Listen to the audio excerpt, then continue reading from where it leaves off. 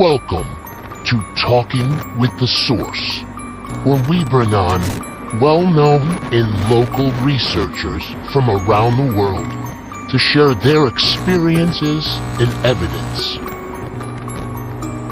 Who knows that the moon missions were faked? As soon as I said, I'll meet you, and she said, oh, darn it, I gotta check the door, make sure the door's locked, because I don't want to leave John's house unlocked. So she goes back to check the door.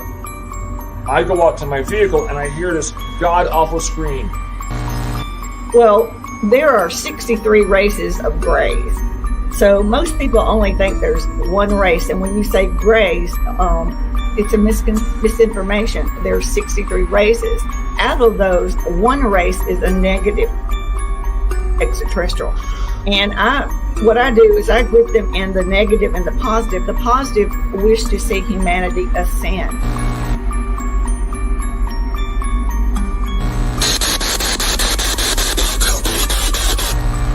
What is your name? My name is Anthony.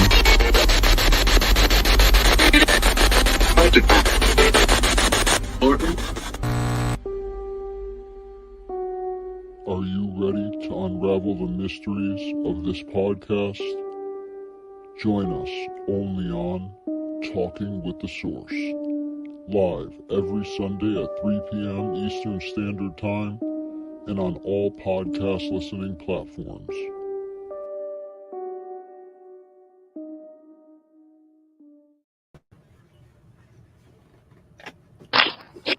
What's up, dude? What's going on, everybody? AJ Capasso here with another episode of Talking with the Source. Here are my three best friends today, which I should say brothers. One next to me right now is my brother Johnny, who I grew up with. On the left here, I got Jonathan Keyworth, as always, JK47 Paranormal Investigations, and I got Mr. He just survived death, Sir Chris. So happy that you're okay, my friend. Had a little accident, someone hit him, but he's all right. So we're good. But how you guys been? Good, man. You? Yeah, you know what, man? It's a beautiful day out. I'm sweating like crazy in places I never thought I could sweat. So it's great. Totally great. Images in people's minds. Yeah, sorry guys. I just got a really bad image there. Apologies. You got to see Anyway. my dad. Yeah, right. Anyway, we have an amazing guest coming on today. There's something amazing happening in Connecticut this weekend, and I'm super excited for. It's the Paraconn, and we have someone absolutely amazing coming on. We had Charles from the Paraconn before, the Shaman and the Showman. Well, this time we have his partner, Thomas Patrick, and I'm not even going to try to say the last name right now. Gormley, I think it is. I'm not even sure. Let me bring him forward. Gormley, right there we go, baby. Did I say it right? Yeah, you hit it. I guess you learned how to speak Irish since we talked last. So. All right, I like it. That's what I'm saying. Yes. What's up, Matt? How are you? Doing fantastic. Now that I'm on here with you guys to chat about everything weird, everything Paraconn. Awesome, man. I'm super happy to have you, man. Thank you for coming on, and I'm super excited that you guys keep doing the Paraconn, man, because I was at the first one you guys ever did, and let me tell you, it was amazing. It was fun. Me and my uncle had a blast. We got to meet so many great people. It was just such a fun time. So I love to see it grow and love to see, the paranormal community come together, man. Yeah, it's important to have the community come together and just have fun and learn something new about the paranormal. Like Charles and I, we've always done. We have a core people that we like to have all the time, but then we like to change it up and have some different people. So you get different perspectives of the paranormal all the time. So it's not the same old, same old. So that's what makes it exciting, and that's what makes people want to come and see it. And we got a lot of new things up our sleeve this year. So yeah, Charles told us a little bit about it, but I want, if you don't mind. Probably one of the biggest things this year is because where we're having it in Stratford at the Baldwin Center, and it kind of corresponds to a lot of the other events we're doing. Everything has a chain, has a silver line that connects each other. Okay. So in Stratford, not even 100 feet from the Baldwin Center is the old Congregational Burying Ground. And buried in that cemetery on a cement above ground, because they didn't want her to get out, was No. Goody Bassett. Goody Bassett was the first woman in the southern part of Connecticut, outside of Wethersfield, Windsor, that was put to death for the accusation of witchcraft. So, Oh, wow. I remember hearing that. I used to live in Wethersfield. That's weird. So I actually Yeah. remember hearing about that. And exactly. And there wasn't a lot of information on her. And I really had to dig deep. And with that, there's other houses that are nearby that you could walk to that are attached to the Sterling family. And the Sterling family had Captain Sterling, who fought during the War of 1812. He had 3 children, and one of his children became a lawyer. And he was actually a lawyer for a lot of famous people like Henry Ford, the Rockefellers, and all that. So he gained a lot of money. And then he built where they grew up was the Sterling Homestead, which is still there, kind of falling apart a little bit. Then up from it is the Sterling House, which is for the town now. So that's going to be part of the ghost hunt in lore history of that area, where people get to experience that with a veteran tour guide that's going to be doing that for everybody every hour on the hour, starting at 1 all the way up till 4 o'clock on Saturday and Sunday. That is awesome. Awesome. Yeah, That is awesome. Now, this is something obviously new that you guys are doing, correct? yes. Usually, when we do the Paraconn, it's the vendors and we have speakers and that's it. So, but this year we're having, the walk. And we also have a gentleman coming that is the director of, I don't know if you guys ever, quite a few movies that he's done. Founders Day. Have you heard of that movie? I have actually heard of that movie. Yeah, that's a horror movie. And the guy lives right in Connecticut. He's the director of it. He's going to be doing a film festival in one of the other rooms where the TV's set up, and he'll show some of his films. But he's also going to be, anybody that's there that has appeared on TV or anything like that, they're going to be showing snippets of their stuff. So anybody there, you get to experience that in our film room. So we're having like a film festival going on at the same time. So if you've already seen all the vendors and you want to do something different, you could wander into the film room, see what's going on, and get to see that. And the guy's his last name is Bloomquist. So and he's directed a lot of movies, and a lot of those movies, I think 2 of them, Charles was actually an actor in 2 of those movies. So no way. Yeah, he was in Founders Day, and there was a couple other ones he was in. Charles has acted in probably, I think, 10 horror movies. He's had a role in, background. Yeah, Founders Day was pretty disturbing. Yeah. Yeah. So, Lucas is going to be speaking, but he's also going to be running the film festival. So that should be exciting for horror fans. Usually we save the horror till Salem Paraconn, but, we're going to have him there because he's a Connecticut guy. We're doing the Connecticut Paraconn. We got to have our Connecticut peeps there, Absolutely. Yeah. Absolutely.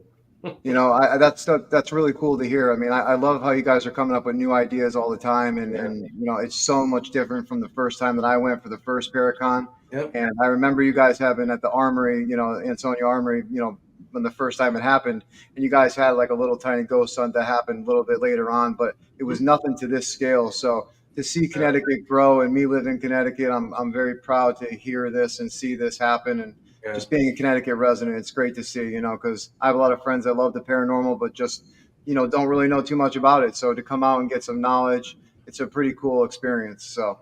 Yeah. And one of my main goals when I started with Charles was to have events like this. We do other events like we'll go to historic places and we'll have a dinner with people, teach them about the paranormal, then take them into a haunted location and get them to learn about doing a ghost hunt the proper way and all that. So there's so many facets of what we do. We do psychic fairs, which will be the weekend after the Paraconn. We have one up in Windsor at a brewery called Dudleytown Brewery. Which is kind of weird, even though Dudleytown is actually in the Cornwall area on the other side of the state. But these people are fans of it, and that's why they named the brewery after it. And we're going to be having a psychic fair the following weekend. It's in Windsor. So we got a lot of stuff coming up. Even like I said, I talked about Goody Bassett, how everything attaches. We have the Connecticut Witch Trials Festival that's going to be happening in Hartford on Pratt Street. That's free of charge. A lot of that money we're donating to try and make a monument to remember these women and men that were falsely accused of witchcraft. Yeah. So we're having a festival doing that, because the reason why we're doing it this year is because January 2023, the state of Connecticut court system finally exonerated all these women and men from back in the 1600s. What's up, Amanda? Hey, Just talked to her a couple weeks ago. Yeah, Amanda's awesome. And I just also want to say, Alyssa from Utah, thank you so much for tuning in. We really appreciate that so much. Oh, yeah. So love Utah. My cousin lives out there, my cousin Doug. So, yeah. You know, I can't believe Amanda's from all the way from Japan right now, and she's listening. Yeah. I love it. That's so awesome. Yeah. So yeah, been on their talk show. It's a good talk show. I like Irene too. See, they're in the future. There's like Back to the Future kind of thing. So they're a day and an hour ahead of us. So I know, right? It's crazy. Mm-hmm. It's so crazy the time zones, because our other host is from the UK. So like even having him on like 5 hours later, it's so crazy. So it's sometimes hard to set up episodes sometimes, But, it is. Yeah. But we do it. We make it happen. We got to do it. So. Yeah, I was trying to get the timing down, get on, with Amanda in Japan, like, oh, what time is, trying to, advertise for it. And then Charles and I have done a few outside of the US. We've done a few in the UK and all over the place. And, just promoting all this, there's a lot of work that goes into the Paraconn.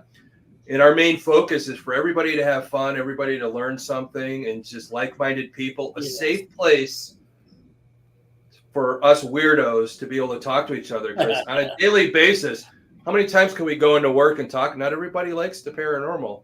But when you come to a place like this, you could talk to anybody you're there with, any patron, talk about what you know about the paranormal. Here's some of the seasoned veterans talk about their experiences, and it helps you. It helps you on your journey. Because I know a lot of you guys talked about where you are in your journey. It is a journey.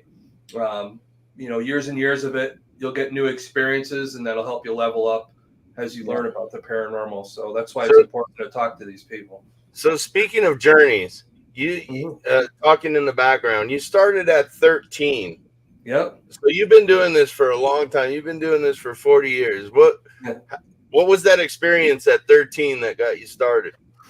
Well, the funny thing is I didn't even realize I was on a ghost hunt. So there's a bunch of friends of mine, and we thought, hey, let's go out, because back then, Generation X, you could ride your bike all over town. Parents didn't know where the hell you were.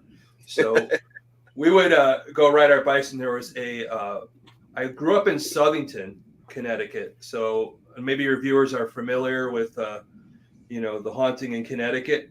That occurred in Southington at a house right on Meriden Avenue. But this house was probably 5 miles from there. It was like a Victorian type looking house, and it was a beautiful house, but people would move in and move out very quickly. There was an old well in front of the house, and there was a lore about 2 children drowned in there, and the father was so distraught, he went into the back barn and hung himself. That's, I can never find, even years later, I couldn't find any actual history about that. But that's as 13, we're thinking about, okay, nobody's living in the house, so we go there in the middle of the night. Let's get into the house. And let's go explore. Yeah. So we break into this unopened window in the basement, which was a wine cellar, and we go in, and just being kids, we're like, oh my god, it's us driving each other crazy, thinking something's going on, and freak each other out. But that's when I started feeling things and noticing more, and starting to realize that, I'm not like everybody else, and I never knew what it was. And it was 2 years later, I went to a talk at Central Connecticut around Halloween time, and I met Ed and Lorraine Warren. And the craziest thing is, I backstage to meet them. There's like 50 people, and Lorraine recognized something in me. I know she did, because she skipped everybody and didn't say anything. Anyway, just walked up to me and says, "You've been having problems that you don't know how to control." It's like she just picked up on it. Wow. So I ended up having a friendship with them for a few years till I went off to college. I lost track of them. But there was a couple of years, 3-4 years, on Halloween, you could go to their house. It was like $50. you'd go and they show you the stuff they wouldn't show at the colleges and on the tour, like the real like footage of the exorcisms that they were part of. And I mean, cool. Some crazy crap. And I mean, that really opened my eyes, you know, not to play with stuff and to understand it. And, you know, at that point, once I went off to college, I kind of, you know, lost track of them. But I knew in the back of my mind, I'm on my journey. And how am I going to go on my journey? I had my ups and downs. I was out of it, back in it. You know, like I tell people, when COVID hit, I felt it very important what I was seeing online, what I was seeing on TV. And I thought it was important that I get back into it. And maybe hopefully, if I talk to 1,000 people, one person goes the right way, then I know I did my job, you know? Yeah, no, absolutely. Yeah. Absolutely. There's one thing before I keep going, and I want to ask you another question, but there's one thing I want to clear up real quick from all of our viewers. There was a post that I posted yesterday. It had nothing, you know, wasn't trying to bash Paraconn in any single way, but I was upset because I found out some news that one of my friends wasn't allowed to be there because of some things that happened and some things that were said. So I wanted to just, you know, have you clarify a little bit of, you know, like, you know, to everyone that, you know, what the misunderstanding was and all that kind of stuff. If you wouldn't mind, if I don't know if that's okay with you or not. I just don't want people to think that I was bashing the Paraconn in any way. Yeah. I love what you guys do and all that stuff, but I just wanted to hear from you, like what you, you know. Well, you know, the situation involved a very good friend of mine who has helped me in this industry. You know, I don't want to talk about it too much because I want to keep him under wraps. I don't want anybody to bash him either. You know, that's why I like to keep it private. Of course. But the fact of the matter is, let's just put it in general. Nowadays, when people say things, people take it either the wrong way or whatever. And when enough people say, hey, you know, I'm worried about this, you know, it's not that they're lying about it. They worry about certain words. In our society now has brought us to that point. We can't think the same way we always do. People take things seriously. And unfortunately, me running a business and people worry and the safety and stuff. And I know this person very well. I know they wouldn't do anything, but in general, I have to make a business decision. And basically what we said is let's just avoid it altogether. Yeah. Nothing against this person. He's a good friend of mine, and I feel sick that I had to make that decision. But, you know, that's just our society now. I have to look at it in general. It's not something I wanted to do, but that doesn't keep him from doing things in the future. But we just have to be careful nowadays, any of us, what we say to people and how they take it. You know, and I said, if you have something of that nature, I don't want to put it out there, but if you're concealing, keep it concealed. Don't tell anybody about it. So, all right. Yeah, I'm going to leave it at that. Yeah, no, definitely. You know, and I was just wondering, like, you know, from a business standpoint, was there a way that, you know, maybe it could have been said like, oh, you know, just keep that away, keep that at home or whatever, you know, just keep that out. Was it a way to do that, or was there that many people that were worrying? Like, there, you know, things go around very quickly. Once one person here, I just, that's the one thing that I get disappointed sometimes with that part of our industry, that once one person hears it, they tell somebody else, and the next thing you know. Yeah. But I did have a few people that were not going to come, and I can't have that. I understand. I get what you're saying. I just wanted to clarify to our viewers because I made a post and I wasn't saying it towards Paraconn in any way. Yeah. I was upset with the people who, you know, misunderstood what was being said. And he's such a great guy. You know, he's such a great guy, and he's not like that. And it's just sad to see what, you know, it became, you know. Yeah, he is a great guy. And, you know, everybody's got to look at it. We're all adults. Look at it. You know, got to look at it from both perspectives, which I had to do, you know. Like I said, I have my background and all that. I had to look at that. And am I happy about it? No. Do I want to go through that a few days before this thing happens? No.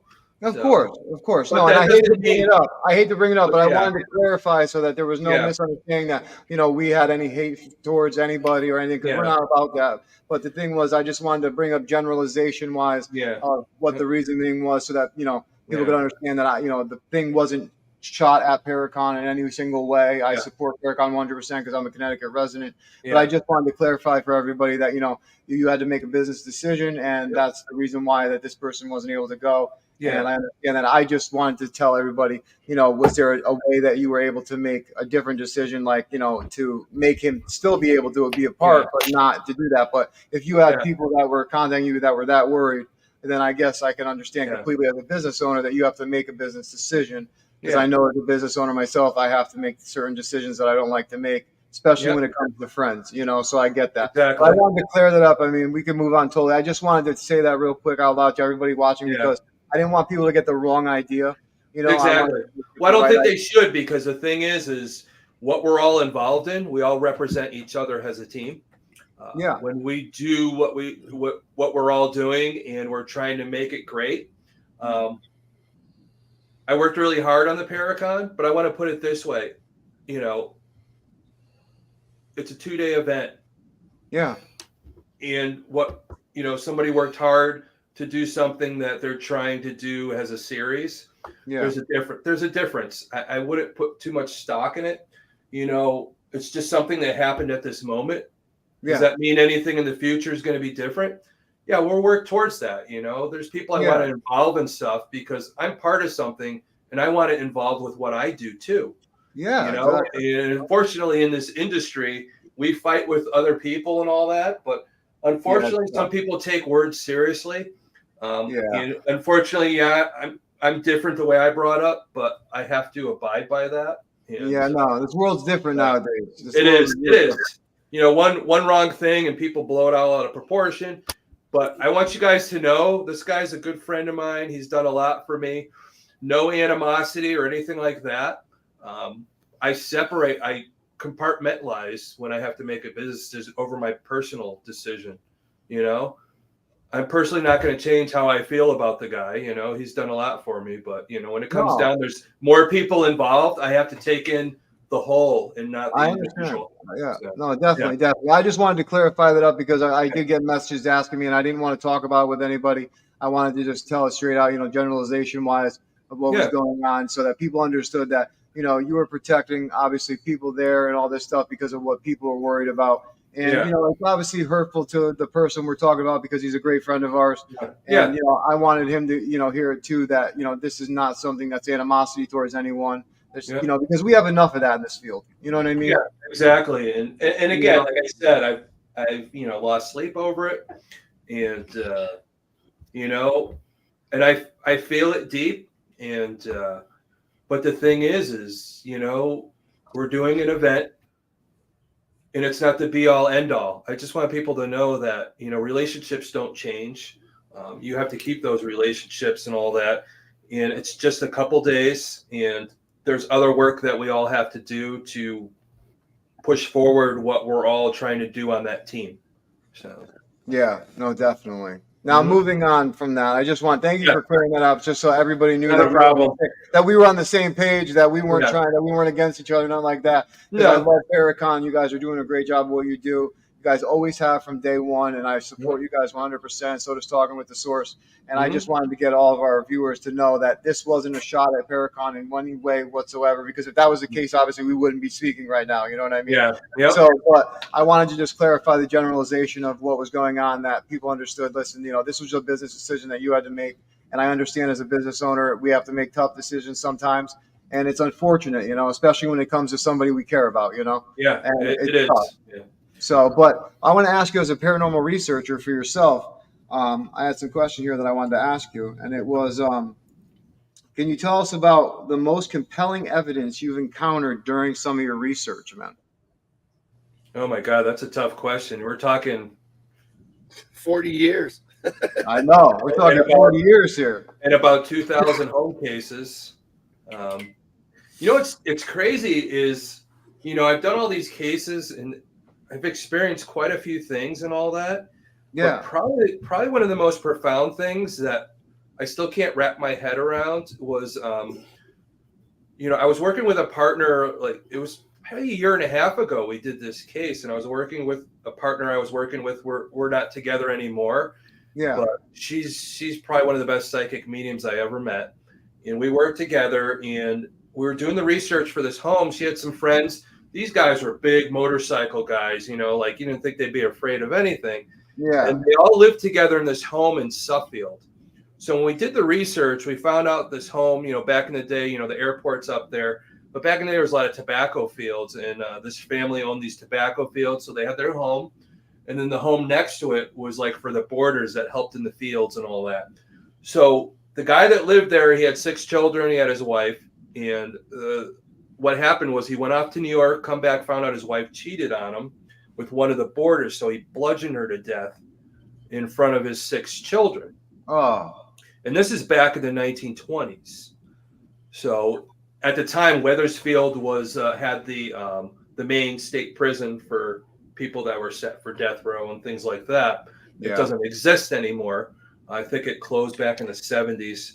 But so we had so much history on this guy that we knew every inmate that stayed with this guy when he was in the cell. I mean, we really jumped down the rabbit hole with the history of this house. So the crazy thing is all this stuff didn't start happening until one of the other guys moved in, because the guy that moved in and the guy that was living there both had near-death experiences at one time. And when you have that type of energy, it creates things going. So they called us and said, hey, every time, we've been hearing knocks, 3 knocks and all that, the old 3 knocks and what people, the lore they think, whether it's, demonic or whether it's the mocking or whatever. Yeah. We still don't know. We're never going to know what that means, what kind of communication it is. But 3 knocks, they were seeing a shadow figure in the back room. And one of their friends was actually the guy that renovated the house. So the back room was where the kitchen used to be, where supposedly this murder happened in the 1920s. And they were getting poltergeist activity in the basement. The basement door would open and close all night, and they finally pushed a couch against it so they could sleep. Some of the guys were getting feelings of pressure on their chest at night, like something was sitting on them. I mean, they have the whole gamut of everything. So we went in and interviewed them, of course, outside the house, because we wanted to get a good reading on them just to make sure that this is reality and they weren't drinking too much or something, because they were big partiers, which is fun. They said one of their friends had passed. They said they felt like he was still around because they'd be drinking beer and put it down, and they've actually watched a beer can go across the table at least 3-4 feet. It's not like condensation where it might go a little bit. It went, is from what they described. So it's all in this house. And then when we went in, we felt immediate energy. We picked up on 8 spirits in the house. So we started to have to dive and see what they were all about. And, a couple of them, I think, were family members that were watching over them. 2 sisters lived there before they bought the house and both died there. And we felt them there. And then we started feeling like somebody's down in the basement trying to hide on us. So, which is crazy. Yeah. But the biggest part was when I had an SLS Connects camera, if you guys know the green stick figures and all that. Okay. So my partner being a psychic medium, myself, I'm able to pick up on stuff myself. I had the SLS camera up in that back room where it supposedly was the kitchen. And I'm holding it, and all of a sudden, I see 2 figures and a couple figures, and all of a sudden they went away, and then all of a sudden my hair stood up on my arm, and I could feel something crazy was about to happen. You could feel it sometimes. Yeah. That the whole atmosphere changed, and the 2 figures pop up, and on the SLS camera, one figure looked like it was bludgeoning the other one. Wow! No way. Like it was reenacting. Wow. The murder in the 1920s. So I wanted to see if it was residual or if it would interact. It was almost like it was both. So it was showing what happened in the past. And I started trying to tell it. It says, this happened in the past. You can't do this anymore. You need to stop the circle. You need to stop. And one of the figures went away, and all of a sudden you get loud bangs on the wall. Like it was angry. They were as loud as 22 gunshots. There were loud bangs. Didn't come over well on the video though, but bang, bang, bang, and 3 knocks as I was trying to tell it to stop. Finally, the bangs stopped, and one of the figures was still there. And I said to the figure, I said, if you're the woman that is being bludgeoned all this time, all these years, over and over again. You don't have to be here anymore. You have free will. So I said, I'm going to reach out my hand, just touch my hand, and you don't have to be here anymore. The green sticker figure reached out, touched my hand, and disappeared. And then all of a sudden, all our instrumentation went to zero. So wow. It was probably one of the most intense things that I've ever felt. But that wasn't the end of it. We cleansed the house and all. We went through the whole thing. But then we went home, and my partner that I was working with went off to Lake George, New York on a vacation. And she called me at 5 a.m. saying that she felt the energy of the house try and choke her out while she was sleeping. Oh my gosh. So we felt we felt that maybe the house cleansing didn't work right, that we had to do something like double it up, do something different, think outside the box and how we were going to approach it, without a game plan, just to kind of pick up on the energy and just go at it, one-on-one. So we went back. But before we went back, I think it was the night before we went back, I was sleeping, and I had this dream about this woman was in front of me, and she was dressed in the old Burger King outfit, the old crappy brown, orange, yellow, whatever the hell it was, the polyester. She started yelling at me. She reached out and grabbed my neck, started trying to choke me, and I woke up. I could still feel the hand marks on my neck. Oh, my God. I was like, this isn't right. We need to go get this all figured out. So we went back, we blessed the house again we did a pagan blessing, we did a Christian blessing, we did a Tibetan healing bowl, we did the shaman blessing, everything we threw at it finally quieted. And these people called us later, we haven't been able to sleep in years, we're finally able to sleep. So a year later, they call us because they're going to sell the house. So they said, well, we're talking, we wanted to sell the house, but all of a sudden the knocking started again. But it was every 3 hours on the hour, 3 knocks for 3 minutes. And they sent us a video of it, how it was going on. And I'm like, oh shit, you want us to come and help you? But the owner now is he was like, nah, I'm going to sell it. I don't have to worry about it anymore. I'm like, come on, you're going to leave it in somebody else's lap. So the realtor had to come and show the house, and she brought a couple down into the basement to show them the basement. A disembodied voice from what they told these people, get the F out. Wow. Get the F out twice. As they were running up the stairs, the disembodied voice, you're going to fall, and one of the people fell up the stairs. Oh, I would.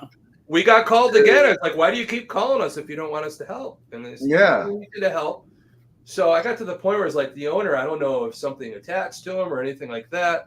But, another couple came in and they finally sold the house. I was starting to think, well, maybe the spirit didn't like the last people or something. I'm trying to wrap my mind around it. But in principle, they sold the house. But then the guy moves to Florida that owned it. And he's already down in Florida. And what happened was when they did the inspection, they found it was infested with termites. And it would cost over $70,000 to fix it to make it sellable. So I don't know if they ever fixed it or anything like that. But man, I tell you, the spirit world, what it could do and what we went through on that case. I said, I really want to write a book about it, because what I'm telling you guys right now is just a drop of what happened there. So, I believe it, man. My very first home case, man, I saw a full-blown apparition when I was heading to my bed. I looked to my left and I see this lady with her arms crossed just staring out the window. I was like, nope.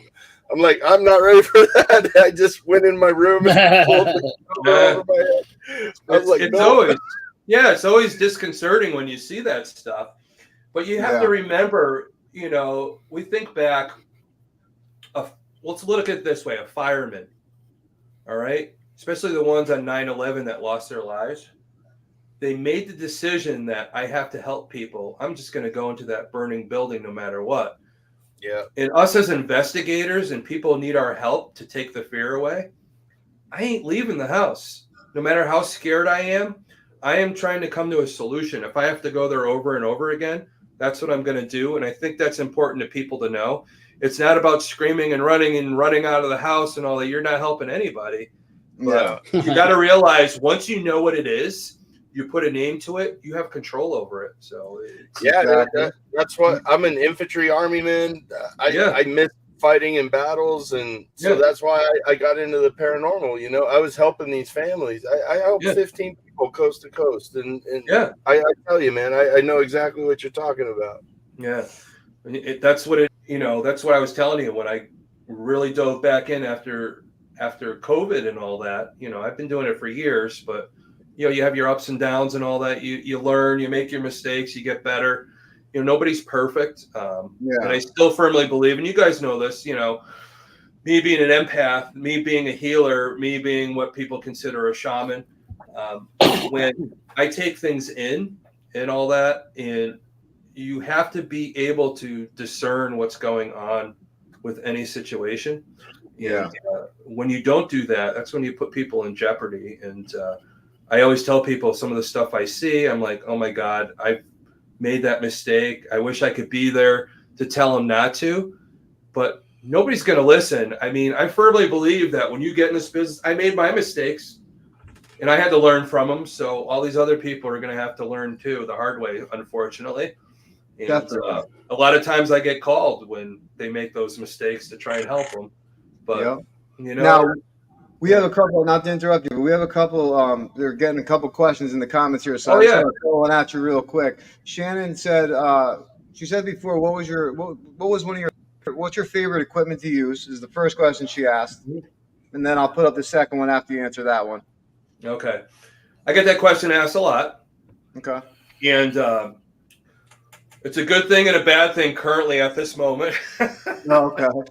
So I actually talked to my friend Dave Giuliano today, and you know, a couple of weeks ago, I went over to a friend's house to do an investigation, just as a thing with helping him out, and I noticed that my USB port or my USB was bent on my SLS camera.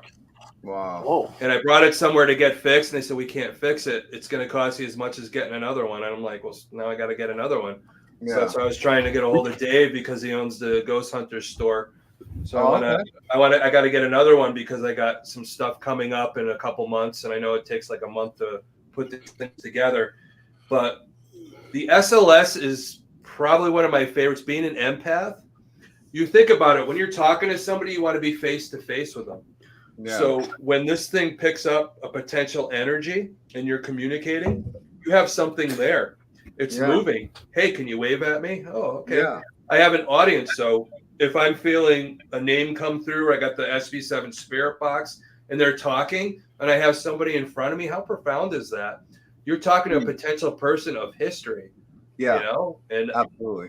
Yeah. And I've had this stuff happen before. And I've told people I've actually, in theory, I've talked to historical figures, and that's mind blowing. So, you know, that's awesome. Yeah. The second question she asked was, and out of your 40 years of research, what happens to the spirit if the house goes away? Do you know? It really all depends. You know, there's been cases before where you could go in a house and see an apparition walking up a staircase that isn't there anymore. Some of the residual stuff, just because the house isn't there anymore, they're in a timeline that thinks they're still there. Yep. You guys ever hear, you know, the theory, Einstein had a theory that light bends. Yeah. So, and also with time is light. So you have the past, the present, and the future all in the same timeline. Yeah. And sometimes people think the spirit world is because they're in the past, the light bends and they put them into now or the future. So what we might be seeing is them still experiencing that supposed 1800s, that staircase is still there. So even if you get rid of it, they're still living there, and you could still potentially see the spirit there. Like, okay, why am I seeing this spirit 10 feet up in the air? Yeah, because there used to be a second floor there. So that's potentially what it is. Yeah. But we don't know. That's why I heard you see him walk through walls and stuff too. Same thing. Exactly, because a doorway used to be there. Yeah. You know, enough renovations and stuff, you know. So time itself is man-made. It's just a way for us to organize our day. Yeah. You know, if you don't look at a clock you know, I look at a clock and I see, you know, 444. I take it as signs, like, and that's what I do throughout the day. Oh, okay. I'm on the right path. I'm right where I'm supposed to be. I need to do this. I need to do that. You know? Well, you think about it this way. When you were younger and you were out of school and it was summertime and you're playing with your friends, didn't it seem like summer went forever? Oh, forever. How do you feel about it now? Oh, now it blows by. It's crazy. Quick. AJ said he sweats from places he never knew he had. Yeah, yeah. That happens. I tell you, man. Yeah. Just make sure you drink enough water. Yeah, right. So we got a question from Julie. She said, has spirits ever followed you home? There's spirits that follow me everywhere. There's spirits around me at all times. We all have them, whether they be dark spirits. Most of the spirits that are around me are my ancestors, my spirit guides, my loved ones. Loved ones never leave you. It's proven by hospice nurses. So when people are about to pass, and I've said this before, when you're between the ages of 1 and 7, you're in what's called theta wave, which is that falling asleep and waking up mode. Yep. That's why kids have their imaginary friends. When you hit 7, you go into what's critical thinking, where you put that aside. But when you're near death, you go back to that point. You're in theta wave, and you're picking up on the loved ones that won't leave you. They're ready to guide you. And hospice nurses, 300 of them that I've talked to, all say the same thing. You know, just because they're around, but now that you're about death and you're in that theta, that's when you start seeing them again. Yeah. You know? So I totally believe that. That is absolutely true. Because, and see, Shannon's right. She says because the pineal gland is at its strongest, and I totally agree with her on that. Yeah. Well, you're right. Because a lot of people, you know, like I said, between 1 and 7, you're in theta. All these kids are able to see, and then when critical thinking kicks in, we get rid of that. The pineal gland or your third eye closes on you as you get older, and like I've said, most people that reawaken it are people that went through near-death experiences or heavy trauma to reactivate that, or to realize, I have this ability, or it awakens in some way or another. It's not always that two things. There's always something that wakes you up and says, knocks on the door, hey, McFly, you're gifted. Yeah. You need to learn. It's a calling. It's a calling. And I say the near-death thing breaks the veil. And so you have free access to the higher levels. Yeah. So it is a crazy thing, and there's a rhyme or reason for everything, but are we ever going to be 100% right about it? No, it's the chase. It's why we enjoy it so much, because we learn something every day, and I don't think we'll ever get to the full-on answer in our lifetimes. But I tell you, in the last 40 years, there's been a lot that's changed over the years, especially equipment wise and things like that. I love that SLS camera. I wish I had that back in the 80s. You know, back then we would sprinkle talcum powder to see if something moved through. Right. You know, we had boom boxes to press play and record to see if we could get EVPs. Yep. You know, we would use compasses to see if we got EMF and how it moved. You know, it's so much more difficult, and how you had to think outside the box at the time. How is this going to interact and all that, you know? And yeah, man. No, when I was doing the home cases too, I bought an old ass tape recorder with an old microphone, and I'd put it in places. I'd get the greatest EVPs ever. But the hardest thing was finding cassette tapes to record. Yeah. I think the craziest thing is when I got into college, I thought I was cool because I had this little small recorder and had these little mini tapes. So when I was in college, there was a dorm, because I went to college. The first college I went to was Becker College in Leicester, Mass. There's a cemetery nearby that a lot of people know about that's pretty haunted. But there was a house called May House, and in the day, Route 9, how it was up on the hill. Yeah. They said in May House there was a tunnel underneath May House that went under the road and out into the woods. That was part of the Underground Railroad. That was the lore. And a lot of the girls that were in that dorm would say, hey, we'd see a young African-American boy with a red ball down in the basement. They kept saying that. So, of course, me at the time, you know, I didn't tell anybody what I did because everybody would come on, ladies, crazy back then, you know. So I got my little recorder and says, "Hey, I want to go down in the basement and see if I can find the kid." I never got to. I felt the presence down there, but I never got anything come over. But it was just so cool that I was able to do that. There's my boy Adam. You know, I love Adam. Yeah, Adam is my agent. He books a lot of my stuff for me, and he's a great promoter with his agency. And Adam is, you know, I love the guy, and he's part of my little inner circle and all that. Awesome. You know, it's hard to get really good friends in this industry. Yes, it is. Both of us would take a bullet for each other. So he's an important. Well, you got 3 of them here, brother. I'm planning on sending you friend request after this. Yeah, that would be awesome. So, yeah, Adam, thank you so much, brother, for joining us too, man, and showing love to Tom, man. That's awesome. I really appreciate it. And thank you so much for what you do for Paraconn and all that and helping him out. I mean, I just think it's awesome. So keep up the good work, man. That's awesome. Appreciate you. He'd slit throats for you. Yeah.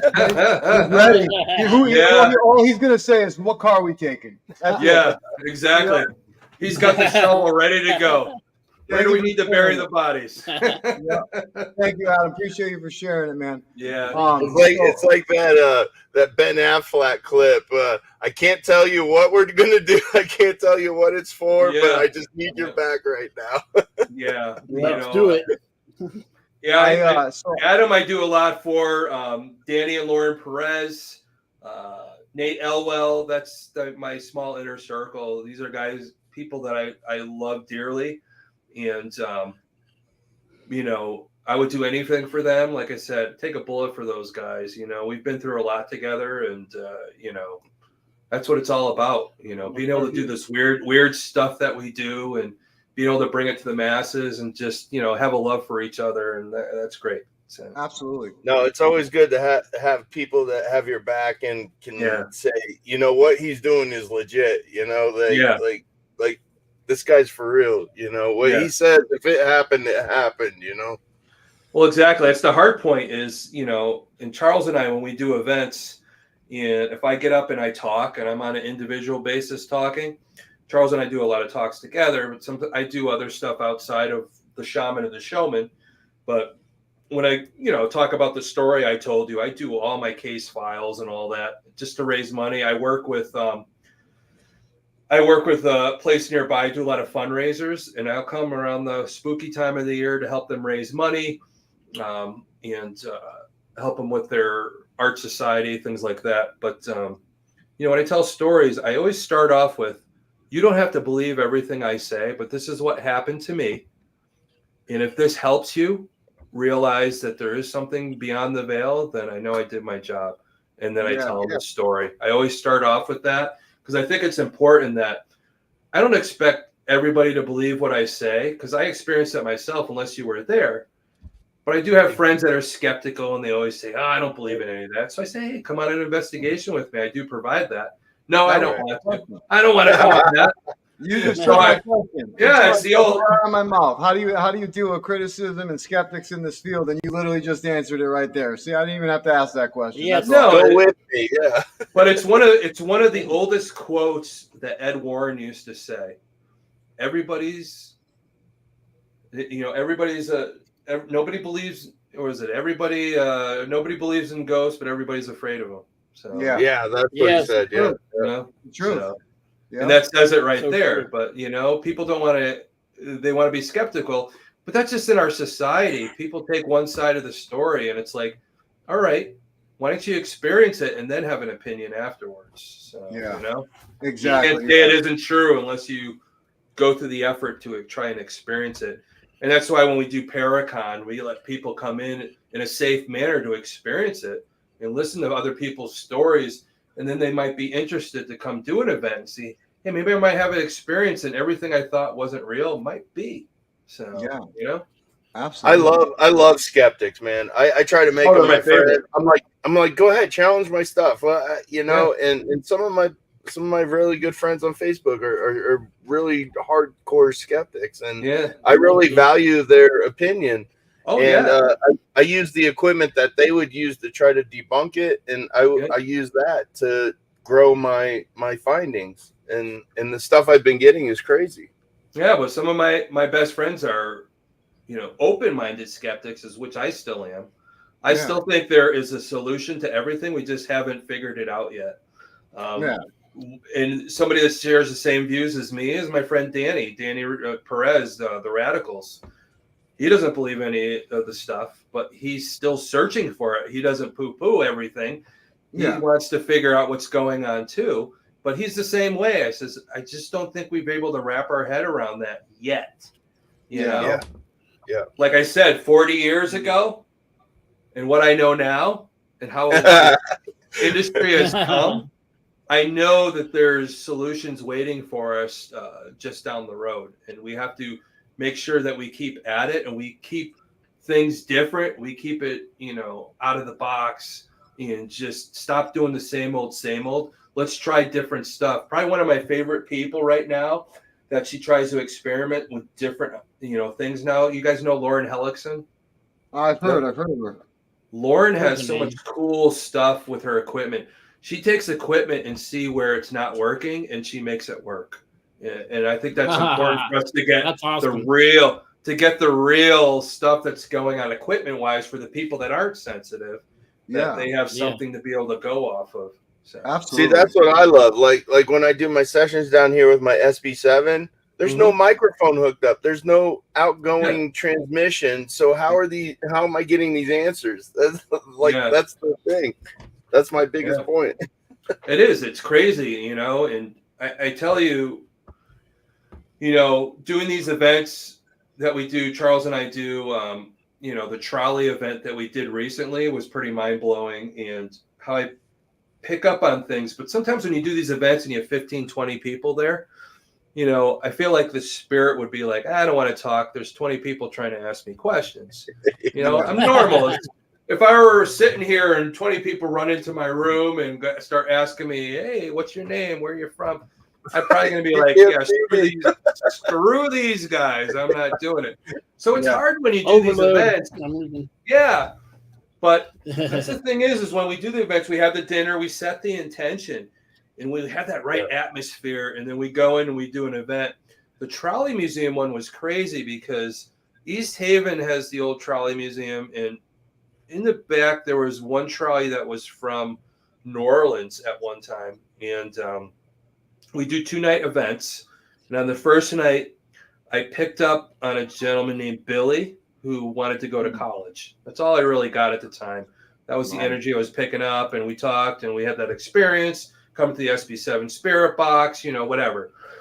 And, the EMF was spiking as I was trying to talk to Billy, and, we moved on from that. And then the second night, I think Billy realized who I was again and was more open to talk.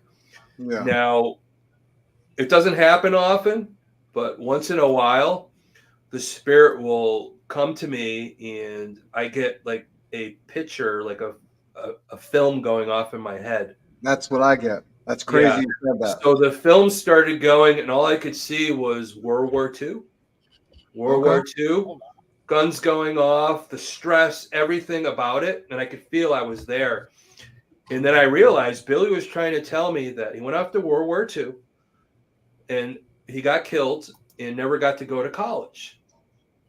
So as we were sitting there, the instrumentation, as I was communicating, was spiking 40 to 50 milligauss, which is ridiculous. That's ridiculous. That's dangerous almost for the human life. You know what I mean? It is. It's crazy. So something's going on. The girl I had hold it, she was like, what's 40? And I'm like, holy shit. Yeah, so, seriously. And the guy that was doing the tour, I could see him crumple back. Oh. Like he said he felt an energy push on him. Wow. And then I knew, okay, it's starting to get out of control. Let me bring it all back. So I said, Billy, I know that's you. And I want you to know that even though you didn't get to go to college, you served our country. You died for our country. That's college. You no longer need to be here. Yeah. And all of a sudden, he realized that he didn't have to be here and left. And everything went to zero from 40, 50 milligauss to zero in an instant. So that's crazy. And people were like, what the hell? And I had one of the patrons that she's been doing it for a long time. She says she's never seen that happen in person, and not alone with a group of 15 people watching. So, wow. But that's what Charles and I do. We do these events. You never know what you're going to get. It's always worth the price of admission, you know, and I always set people up to have the right intention. And we've never done an event where something paranormal hasn't happened, you know, with that side of things, you know. 100% agree. It's all intention. If you go in there with good heart, good sound in mind, and you're there to help the spirits, they're gonna help you back, you know. Yeah, that's intention's everything. Anybody new to the field, I tell them the intention's the best thing. That's the serious part of me. The weird part of me, I would tell people, well, intention's good, but for the weird part of me, I tell people, if you're in this for the first time, make sure you bring an extra pair of underwear to your investigation. Yeah, that's important. Definitely. Yep. Oh man, I can't believe time has been flying by so much recently. I can't believe we've been on this almost an hour already. Yeah. And we normally go for an hour, but I want you to you know, tell the viewers a little bit more about the Paraconn and you know, what else they can expect, what's coming up maybe next year, and what you guys are thinking of maybe doing, or you know, anything that you want to, you know, spill out about the Paraconn that we can promote for you. Well, the Paraconn is this weekend. It's the 20th and 21st. We're letting the VIPs. I know there was a typo, but the VIPs are to come in at 11. It'll all start at 12. The guest speakers will start speaking at 12:15. And again, starting at 1 o'clock, every hour on the hour will be the Ghost Hunt Walk. And we'll have a film festival. So pretty much every 30 minutes, there'll be a 15-minute break in between. You'll get to hear all the guest speakers talk about their experiences. Like we're talking now, you're hearing stuff from me. You'll get to hear all different people, all their different frames of mind and where they've come from, their experiences. It's a great time, and you'll be amongst other weirdos like ourselves talking about the paranormal. Yeah. And being in a safe place to talk about it. And you can't get better than that. And it's always fun. There's so much stuff going on. And, you know, even after it's over, a lot of people just get together and they just, you know, keep going at it. You know, it's funny because Stratford, you know, I talked about Goody Bassett and all that. They kept her memory alive. They have an ice cream store up the road from the Baldwin Center. What's called Goody Bassett Ice Cream. So, which is pretty cool. So, awesome. Oh yeah, there's so much stuff, and there's Elm Street, where the Warrens did an investigation years ago. The house doesn't exist anymore. Oh, it doesn't? Yeah, it's on Elm Street, and there was a lot of poltergeist activity there, and they did a thing. John Zaffis, I think, still has some stuff in his museum from that location. Oh wow! You know, oh yeah, John. Yeah, I know. It is Elm Street, and I remember I told you about my story when I was 13, and the Victorian house in Southington was on Elm Street. You know, it's still there. It's under renovation again, so hopefully nothing gets kicked up if it's under renovation and all that goes. Right. Yeah, exactly. Yeah, exactly. Yeah, but we got the Paraconn, and then the weekend after is the Psychic Fair in Windsor at Dudleytown Brewery. You know, in August 10th and 11th is the Witch Trials Festival in Hartford, Connecticut on the historic Pratt Street. And then the 19th and 20th of October in Salem, Massachusetts at Salem State University, we'll have the Salem's Paranormal Horror Convention. Wow. And there is talk. It hasn't been signed yet, but there might be a 50th anniversary part of the horror convention of a certain movie that everybody loved growing up. So I'm not going to let it out of the bag yet, but it's a big one. Keep the cat in the bag. Stay tuned. I won't say anything, but stay tuned. That is awesome, man. Yeah, we might have some of the surviving actors that were in that movie there for the 50th anniversary. I hope it happens because I think that'd be pretty exciting on the horror side. Of course, we'll have all the great paranormal people. We'll have everything there, all the great vendors, just keeping it, the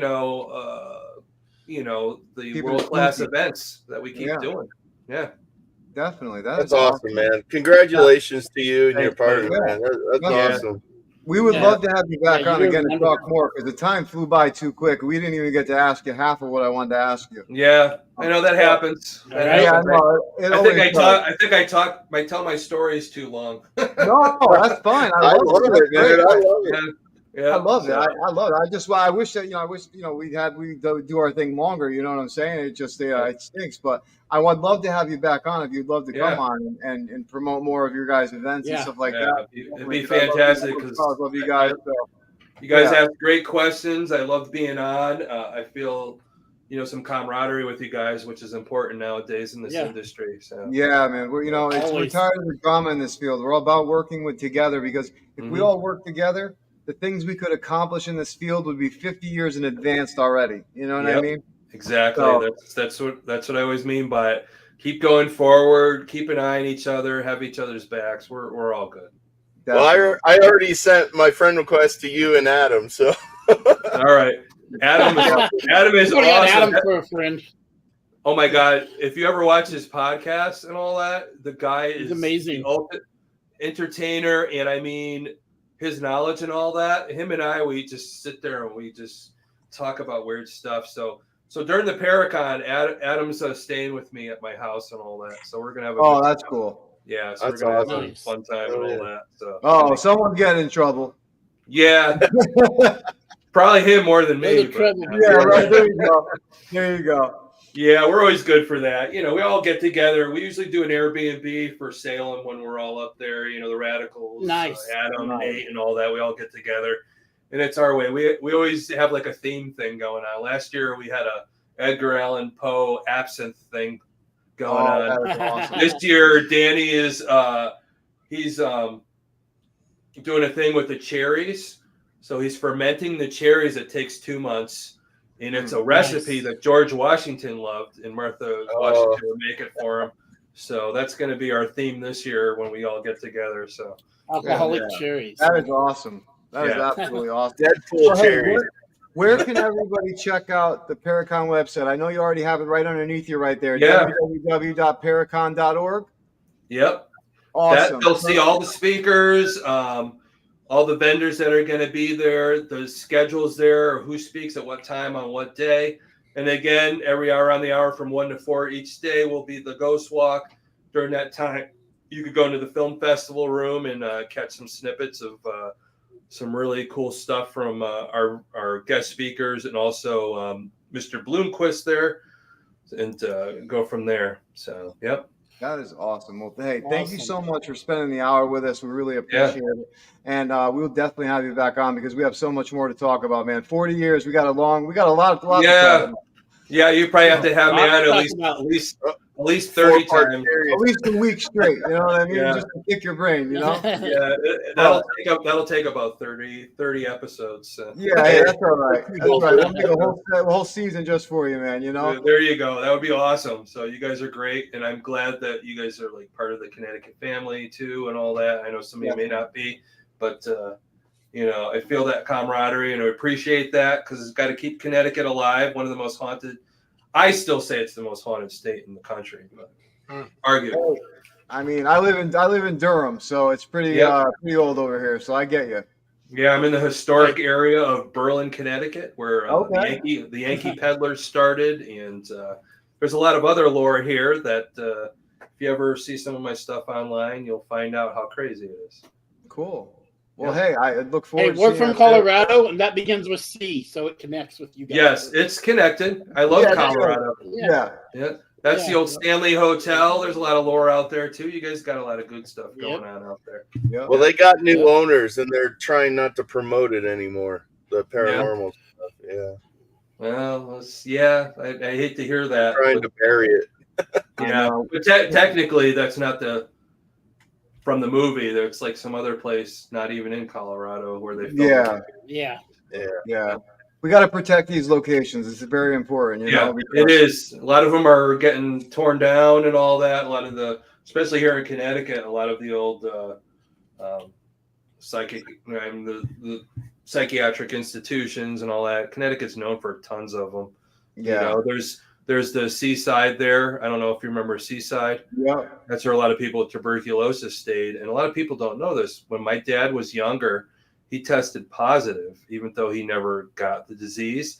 He had to stay at Seaside for a year, not being at home and all that. And when they said they were going to tear it down, I felt really bad because, my dad had an attachment to that place and all that. And, that's the energy that you get, that attachment. And I just have a feeling if I ever went there, I wonder if my father's spirit would be more alive to let me know that he was there. So, yeah, definitely. You know what? I mean, I'm sure he's with you every day anyway, but you know what? I'm sure he would like to know, you know what I mean? But that's a great thing to think. Yeah. I think our loved ones come more alive when we're in need. And also when we go to a place that they want us to know, to let you know they're there. Or they're too. So definitely. If I walked into a place where my mom and dad met or something, I know they would want to come visit me and let me know, hey, that's where we met, and get that right. It happens all the time. I could sit at home and I'm very aware of smells. Yeah. My grandmother comes through. She was a smoker. And when she would smoke, and before she'd come in the house, she would have a mint, and I would smell that smell. The smell of my other grandparents' house, I've smelled that. All these different things. My mother, actually today, just the stress of everything going on this week. And I know you always need your mom to give you a few words. She comes to me as a monarch butterfly, and one just flew right in front of me. And when I walked into the house, before I went on the podcast with you. That's beautiful. Awesome. That's beautiful. So that's what we're aware of. We have to be aware of what's going on around us. Nothing is a coincidence. No such thing as a coincidence. It's a message from our loved ones, our spirit guides that we need to interpret and help us on the right path. Absolutely. Well, thank you so much, man. We really appreciate you coming on. We're going to definitely have you on again so we can promote more of the events that are coming up. So we really appreciate you and Charles, and keep killing it out there, man. And also Adam too as well. Thank you guys for everything you guys do. And everyone who's watching, definitely go to www.paraconn.org. Check out all the speakers. Get ready for this weekend. It's going to be a big event if you're in Connecticut. So definitely come out, check it out. Come meet Thomas, come meet Charles, come meet everyone. It's going to be a great time. So thank you so much, Tom, for coming on. We really appreciate you, man. Thank you. Yeah, it's great. Nice to meet you. Nice meeting you guys too. Thank you. God bless you, my friend. God bless. God bless you. I'll be more tactful next time. Only you, Chris. Only you. But you know what? You just got into an accident, so it's all right. It's all right. Yeah. You're a little shook. But it's all good. I got to show you something, AJ. I got this in the mail today. Oh, that was you. Oh, my gosh. That's awesome. That was me. That's awesome, man. That's so cool. I wish you told me you were doing that, man. I wish you told me. But that's so cool. No, that ain't no fun. No, that's awesome. Well, thank you so much, man. I appreciate you obviously supporting us. You know what I mean? That's cool. Yeah. But anyway, guys, I tell you what, man, Paraconn is going to be pretty crazy. It's awesome. I'm happy what Tom and Charles are doing, especially from the first time that I went with my uncle. We went to the first ever Paraconn that was in Connecticut, and seeing how much it grew is definitely an amazing thing in Connecticut to see. And I'm just happy to see what they're going to do from years to come. And they obviously keep making it better and better. So, I'm looking forward to it. I'm happy that everyone who wants to experience it can experience it, So what did you guys think? I was amazed, man. I love Thomas. I thought he's a great guest, man. Yeah. Definitely. Loved it. Well, everyone, thank you so much for tuning in to another episode of Talking with the Source. We appreciate you, everyone who listens. Everyone who listens on the podcast, on iHeartRadio, on Spotify, Pandora, Apple Podcasts, all those. Thank you so much for tuning in all the time and showing us support. Definitely follow us, subscribe, and get ready for some more guests. We have one coming up this Sunday. It's going to be an amazing guest, so you're definitely going to want to check them out and join us for that one. But until then, stay spooky, and we will see you guys on the flip side. Later.